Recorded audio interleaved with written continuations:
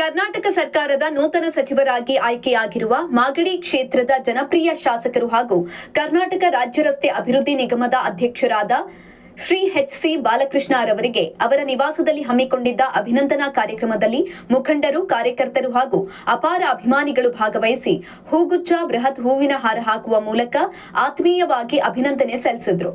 ಇನ್ನು ಇದೇ ಸಂದರ್ಭದಲ್ಲಿ doctor Babu Rajendra Prasad, doctor Gangadhar, Dhananjaya Mathadapalya, C K. Kuppe Ravi, Ankegowda, Prasanna ಇವರುಗಳು ಆಗಮಿಸಿ ನಮ್ಮ ವಾಹಿನಿ ಮುಖಾಂತರ ನೂತನ ಸಚಿವರಿಗೆ ಹೃದಯಪೂರ್ವಕ ಅಭಿನಂದನೆಗಳು ಹಾಗೂ ಶುಭಾಶಯಗಳನ್ನು ತಿಳಿಸಿದ್ದಾರೆ. ರಾಜ್ಯದ ಅಭಿವೃದ್ಧಿಗೆ ತಮ್ಮ ಸೇವೆ ಮತ್ತಷ್ಟು ಯಶಸ್ವಿಯಾಗಲಿ ಅಂತ ಶುಭ ಹಾರೈಸಿದ್ದಾರೆ. ಅವರು ಬಹಳಷ್ಟು ಎಲಿಜಿಬಲ್ ಪರ್ಸನ್. ಈ ಒಂದು ಮಂತ್ರಿ ಸ್ಥಾನ ನಮ್ಮ ಕಟ್ಟೆ ಮನೆ ಯಜಮಾನರಿಗೆ ಯಾವಾಗಲೂ ಬರಬೇಕಾಗಿತ್ತು. ಅದು ಬಹಳ ಲೇಟ್ ಆಗಿ ಬಂದಿದೆ. ನಮ್ಮ ಪ್ರಕಾರ ಇದು ಅವರು ಯಾವುದೋ ಜನ್ಮದ ಪುಣ್ಯ. ಮತ್ತೆ ಈ ಒಂದು ಯುಗದಲ್ಲಿ ಮಾಡ್ತಾ ಇರತಕ್ಕಂತಹ ಅವರ ಒಳ್ಳೆ ಕಾರ್ಯಗಳು ಕೊನೆಗೂ ಕೂಡ ಅವರಿಗೆ ಒಂದು ಮಂತ್ರಿ ಸ್ಥಾನವನ್ನ ತಂದು ಕೊಟ್ಟೇ ಕೊಡುತ್ತೆ ಅನ್ನೋದು ನಮಗೆ ಗೊತ್ತಿತ್ತು. ಅದು ಇವತ್ತು ನಿಜ ಆಗಿದೆ. ಇದಕ್ಕೆ ಅವರು ಬಹಳಷ್ಟು ಅರ್ಹರು. ಇದು ಯಾವಾಗಲೂ ಸಿಗ್ಬೇಕಾಗಿದ್ದು ಇವತ್ತು ಸಿಕ್ಕಿದೆ. ಅದು ದೇವರ ಒಂದು ಕೃಪೆ ಅವ್ರ ಮೇಲೆ ಹಾಗೆ ಇದ್ದು ಮುಂದೆ ಅವರು ಸದಾ ಈ ಒಂದು ಮಂತ್ರಿ ಸ್ಥಾನ ಅವರ ಜೀವನದಲ್ಲಿ ಸದಾ ಬರ್ತಾ ಇರಲಿ ಅನ್ನೋದೇ ನಮ್ಮೆಲ್ಲರ ಆಸೆ. ಮಾಗಡಿ ತಾಲೂಕಿನ ಜನತೆ ಆಸೆ.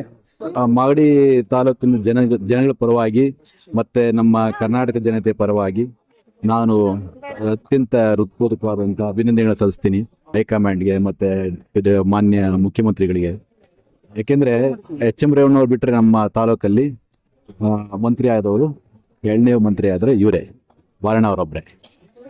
ಮೊದಲು ಎಚ್.ಎಂ. ರೇವಣ್ಣವರಾಗಿದ್ದರು, ತದನಂತರ ಯಾರೂ ಆಗಿರಲಿಲ್ಲ. ನನಗೆ ನಮ್ಮ ಬಾಲಣ್ಣವ್ರಿಗೆ ಆಗಿದ್ದು ಭಾಳ ಸಂತೋಷ ಆಗಿರೋದು. ಮತ್ತು ಯಾಕೆ ಸಂತೋಷ ಅಂದರೆ ಬಾಳಣ್ಣ ಹೆಚ್ಚು ಸಂಘಟಕರಾಗಿ ಯಾವುದೇ ಪಕ್ಷದಲ್ಲಿ ಭಾಳ ಸಂಘಟನೆ ಮಾಡಿ ಆ ಪಕ್ಷಕ್ಕೆ ಮತ್ತು ಜನಗಳಿಗೆ, ಮಾಗಡಿ ತಾಲೂಕಿನ ಜನಗಳಿಗೆ ಸಹಾಯ ಮಾಡ್ತಕ್ಕಂಥ ನಿಟ್ಟಿನಲ್ಲಿ ಅವರು ಮಂತ್ರಿಗಿರಿ ಆಗಿದ್ದು ಭಾಳ ಭಾಳ ಅತ್ಯುತ್ತಮವಾದಂಥ ಕೆಲಸ ಆಯಿತು. ಮತ್ತು ಪಕ್ಷಕ್ಕೂ ಸಂಘಟನೆ ಮಾಡೋಕ್ಕೆ ಭಾಳ ಒಳ್ಳೆಯದಾಗಿತ್ತು.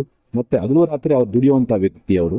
ಅವ್ರಿಗೆ ಒಂದು ಮಂತ್ರಿಗಿರಿ ಕೊಟ್ಟಿರೋದ್ರಿಂದ ಇಡೀ ರಾಜ್ಯದಲ್ಲೇ ಅತ್ಯಂತ ಅಭಿವೃದ್ಧಿಯಾದಂಥ ಕೆಲಸಗಳನ್ನು ಮಾಡೋಕ್ಕೆ ಅವರು ಸಮರ್ಥರು ಅಂತ ಅನ್ನೋದು ನನ್ನ ಅಭಿಪ್ರಾಯ ಮತ್ತು ಮಾಗಡಿ ತಾಲೂಕಿನ ಜನಗಳ ಅಭಿಪ್ರಾಯ. ಯಾಕೆಂದರೆ ಮಾಗಡಿ ಕೆಂಪೇಗೌಡರೆ ನಮ್ಮ ಬೆಂಗಳೂರಿನ ಕಟ್ಟಿದ್ದು.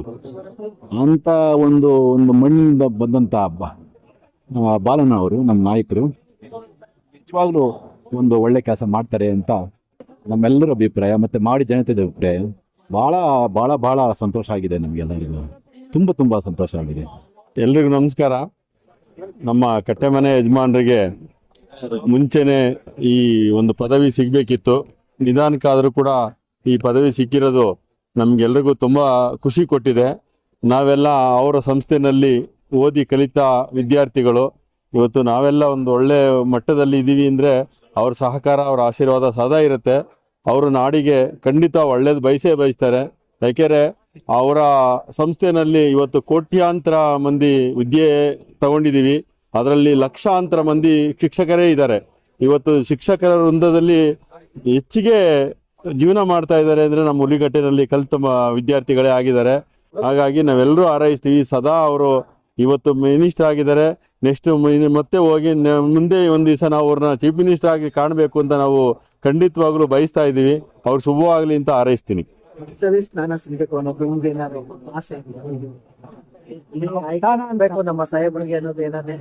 ಅವ್ರು ಯಾವುದೇ ಕೊಟ್ಟರು ಸಮರ್ಥವಾಗಿ ನಿಭಾಯಿಸುವಂತ ಅವ್ರಿಗೆ ಶಕ್ತಿ ಇದೆ. ಅವರು ಸರ್ಕಾರದಲ್ಲಿ ಏನು ಈಗಿನ ಮುಖ್ಯಮಂತ್ರಿಗಳು ಡಿ.ಕೆ. ಶಿವಕುಮಾರ್ ಅವರು ಯಾವುದೇ ಕೊಟ್ಟರು ಕೂಡ ಅವರು ಸಮರ್ಥವಾಗಿ ನಿಭಾಯಿಸ್ತಾರೆ ಅನ್ನೋ ಒಂದು ಆತ್ಮವಿಶ್ವಾಸದಿಂದನೇ ಇಷ್ಟೆಲ್ಲ ಪ್ರೆಷರ್ ಇದ್ರು ಕೂಡ ಅವ್ರಿಗೆ ಮಂತ್ರಿಯಾಗಿ ಅವರು ಸೆಲೆಕ್ಟ್ ಮಾಡ್ಕೊಂಡಿದ್ದಾರೆ. ಖಂಡಿತವಾಗ್ಲೂ ಅವರು ಒಳ್ಳೇದು ಜನತೆಗೆ ಮಾಡೇ ಮಾಡ್ತಾರೆ ಅಂತ ನಮ್ಮೆಲ್ಲ ಆಸೆ ಇದೆ.